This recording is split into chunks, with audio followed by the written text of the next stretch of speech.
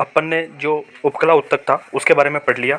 अब बात करते हैं जो चारों स्तर थे, है ना, सल्की उपकला ऊतक, घनाकार उपकला ऊतक, स्तंभाकार उपकला ऊतक और स्तरित उपकला ऊतक, इनके बारे में अपन ने पढ़ लिया था। अब अपन बात करते हैं संयोजी ऊतक के बारे में। उपकला ऊतक के 4 टाइप पढ़ लिए थे, अच्छे से डायग्राम देख लिया था, ठीक है, ये क्या कार्य करते हैं और कहाँ पाए जाते हैं, ठीक है, नाम से ही पता चल रहा है उपकला एपिथेलियम ऊतक ये ऊपरी स्तर पर पाए जाते हैं, ठीक है। फिर बात करते हैं अपना संयोजी ऊतक। क्या होता है संयोजी ऊतक?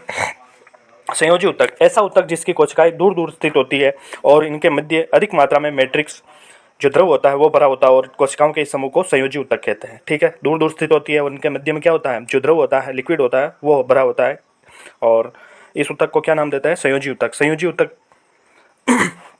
जो मैट्रिक्स होता है वो ठोस या द्रव हो सकता है। फिर बात करते हैं संयोजी ऊतक के टाइप के बारे में, ठीक है।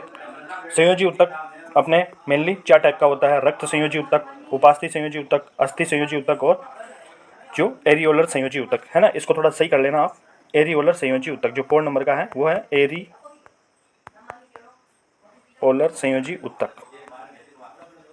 एरियोलर संयोजी ऊतक, ठीक है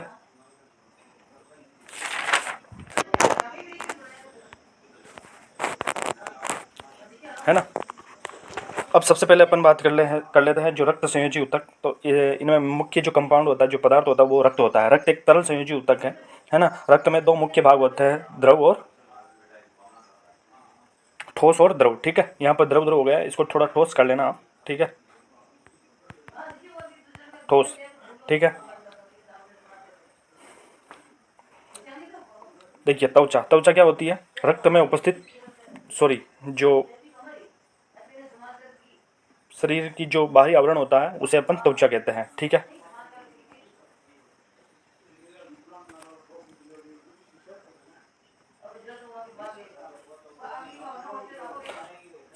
और ठोस क्या होता है, ये रक्त में जो प्लाज्मा होता है उनमें जो आरबीसी डब्ल्यूबीसी जो कणिकाएं पाई जाती है उसे अपन ठोस पदार्थ कहते हैं। और जो जो रक्त होता है उसमें जो लिक्विड होता है, यानी जो बहने वाला बिल्कुल जो जल की तरह जो पदार्थ होता है उसे अपन द्रव कहते हैं, ठीक है।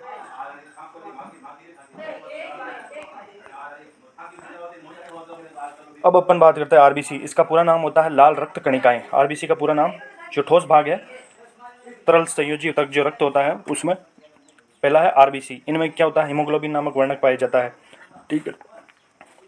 जो किसका संयोजन होता है इसमें, लोहा तथा ग्लोबिन प्रोटीन से मिलकर बना होता है हीमोग्लोबिन, ठीक है। इसका मुख्य कार्य ऑक्सीजन का परिवहन करना है। इसका जीवन काल 120 दिन होता है और इसमें केंद्रक अनुपस्थित होता है, ठीक है। ऊंट और लामा की जो कोशिकाएं होती है उनमें आरबीसी में केंद्रक पाया जाता है। अब बात करते हैं डब्ल्यूबीसी। डब्ल्यूबीसी है ना, डब्ल्यूबीसी क्या होती है, ये जो रक्त संयोजी ऊतक है, तरल संयोजी ऊतक है रक्त, उसमें ये पाए जाते हैं ठोस पदार्थ डब्ल्यूबीसी, आरबीसी और प्लेटलेट्स, है ना, ये सभी ठोस भाग है, ठीक है। अब अपन पढ़ रहे हैं डब्ल्यूबीसी के। ये व्हाइट ब्लड कार्पल सेल्स होती है जिन्हें अपन श्वेत रक्त कणिकाएं बोलते हैं। मानव शरीर में इनकी संख्या 7,000 से 11,000 तक होती है। इनका मुख्य कार्य जो होता है वो सूक्ष्म जीवों को नष्ट करना। इसे शरीर की सेना भी कहते हैं क्योंकि ये शरीर की रक्षा करती है, ठीक है ना। प्लेटलेट्स ये ठोस भाग है, मैंने बताया था आपको, है ना, जो रक्त में होता है उसमें ठोस भाग प्लेटलेट्स, आरबीसी और डब्ल्यूबीसी ये सभी ठोस भाग है। फिर बात कर लेते हैं द्रव के बारे में। रक्त के द्रव भाग को प्लाज्मा कहते हैं। यह रक्त का लगभग 55% भाग होता है और प्लाज्मा का 90% भाग में जल पाया जाता है, 10 भाग में कार्बनिक और अकार्बनिक पदार्थ पाए जाते हैं, ठीक है। तो ये था रक्त संयोजी ऊतक। इसके 2 टाइप थे, ठोस और द्रव।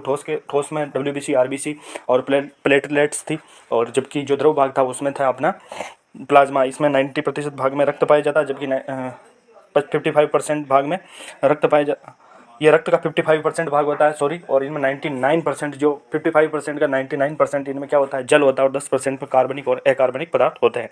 फिर बात करते हैं उपास्थि संयोजी ऊतक के बारे में। उपास्थि इसकी कोशिकाओं के मध्य रिक्त स्थान होता है। इसमें प्रोटीन तथा शर्करा का मैट्रिक्स भरा होता है ना, मध्य रिक्त स्थान होता है और प्रोटीन तथा शर्करा का मैट्रिक्स भरा रहता है। ये ऊतक कर्णपल्लव, नाक, कंठ और श्वास नली में पाया जाता है ना। तीसरा है अपना अस्थि संयोजी ऊतक। क्या होता है, अस्थि यानी जो हड्डियां होती हैं उनको जो जोड़ने का कार्य करता है वो अस्थि संयोजी ऊतक करता है। इनमें कैल्शियम और फास्फोरस युक्त मैट्रिक्स भरा होता है और ये क्या करता है, जीवों को सहारा प्रदान करता है। जो हड्डियां हैं अपने शरीर को सहारा, अवलंबन प्रदान करती है, ठीक है। और इन अस्थियों में कौन सा प्रोटीन पाया जाता है, ऑक्सिन नामक प्रोटीन पाया जाता है, ठीक है। और जो स्नायु होते हैं ये अस्थि संयोजी ऊतक का ही पार्ट है। ये क्या करता है, एक अस्थि को दूसरी अस्थि से जोड़ने वाले जो संयोजी ऊतक होते हैं उनको अपन स्नायु लिगामेंट कहते हैं, है ना। लिगामेंट जोड़ने का काम करते हैं एक अस्थि से दूसरी अस्थि, जो बोन्स होती है, जो हड्डी होती है उसको, ठीक है। और कंडरा, ये क्या होता है, मांसपेशियों तथा अस्थियों को जोड़ने वाले संयोजी ऊतक को कंडरा ऊतक कहते हैं। अस्थि संयोजी ऊतक दो टाइप के होते हैं।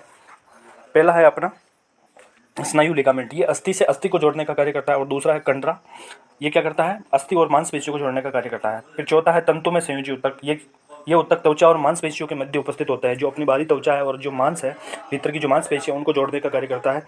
ये रक्तवाहिकाओं के चारों ओर तथा अस्थि मज्जा में पाया जाता है। इस जो ऊतक है इनमें खाली स्थान भरा रहता है। देखिए मांसपेशियाँ होती है ना, जो त्वचा होती है उनके मध्य में खाली स्थान भरा रहता है और ये रक्तवाहिकाओं के चारों ओर तथा अस्थि मज्जा में पाया जाता है। इस ऊतक का मुख्य कार्य जो क्षतिग्रस्त भाग होते हैं उनकी मरम्मत करना होता है। फिर पांचवा है पेशी ऊतक, ये उच्च श्रेणी के जीवों में गति करने के लिए पेशी ऊतक पाया जाता है। इस ऊतक की कोशिकाएं लंबी होती हैं जिन्हें पेशीय तंतु कहते हैं। इन पेशियों में संकुचनशीलता तथा उत्तेजनशीलता का गुण पाया जाता है। ये ऊतक पाचन, श्वसन, उत्सर्जन तथा चलन में सहायता करते हैं। और पेशी ऊतक भी दो टाइप के होते हैं, एक्टिन और मायोसिन, ठीक है। पेशी ऊतक मुख्यतः तीन प्रकार का होता है ना, सॉरी, पेशी ऊतक में दो प्रकार के प्रोटीन पाए जाते हैं, एक्टिन प्रोटीन और मायोसिन प्रोटीन। फिर बात करते हैं पेशी ऊतक के बारे में, तो ये तीन टाइप के होते हैं, रेखित पेशी ऊतक, अरेखित पेशी ऊतक और हृदय पेशी ऊतक, ठीक है। रेखित पेशी ऊतक क्या होता है, इनकी विशेषताएं पढ़ लेते हैं अपन, है ना। ये लंबी, बेलनाकार एवं अनिश्चित रूप से नुकीले सिरों वाली होती है। इन पर हल्की एवं गहरी धारियाँ पाई जाती हैं। यहाँ पर गहरी कर देना थोड़ा आप, ठीक है। हल्की एवं गहरी धारियाँ पाई जाती है। इनका संकुचन हमारी इच्छा के अनुसार होता है। ये शीघ्र संकुचित एवं शीघ्र प्रसारित होते हैं, शीघ्र संकुचित एवं शीघ्र प्रचारित होते हैं। और ये हाथों, पैरों एवं शरीर से जुड़े होते हैं, ठीक है। फिर बात कर लेते हैं अरेखित अनैच्छिक पेशी, ये लंबी, पतली, त्रिकोणाकार एवं दोनों सिरों से नुकीली होती है, ठीक है।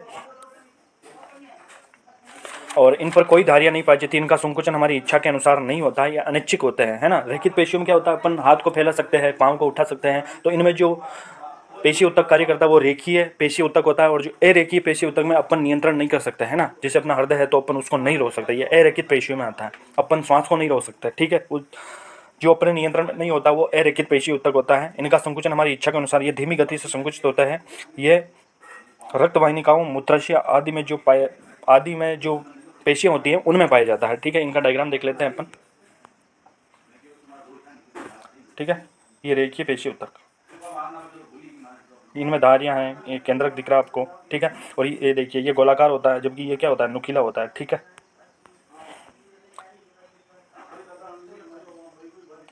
हृदय पेशी ऊतक, कार्डियक मसल, ये क्या होता है, इनमें क्या होता है, विशेष प्रकार की पेशियां पाई जाती है, हृदय पेशियां, हृदय पेशियां, है ना। इन जो हृदय पेशियां की विषय, ये अनैच्छिक पेशियां होती है ना। ये अपने नियंत्रण में नहीं होती। मैंने कहा था जो हृदय पेशियां वो अनैच्छिक अरेखित पेशियां, ये अपने नियंत्रण में नहीं होती है, ये हृदय में पाई जाती है। इनकी कोशिकाएं बेलनाकार, ये देखिए बेलनाकार, शाखा युक्त शाखाएं निकली हुई है, केंद्रक युक्त। इनमें देखिए जो नीला नीला कलर है वो केंद्रक है। इनमें धारियां पाई जाती है, देखिए बीच बीच में धारियां पाई जाती है। इनमें थकान नहीं होती है। देखिए अपना हृदय है कभी नहीं थकता है, 2400 घंटे काम करता है। जब अपन जिस अवस्था में, जैसे भ्रूण अवस्था से अपनी जो मृत्यु होती है, मृत्यु तक की अवस्था तक ये अपना निरंतर कार्य करता रहता है, ये थकता नहीं है, ठीक है।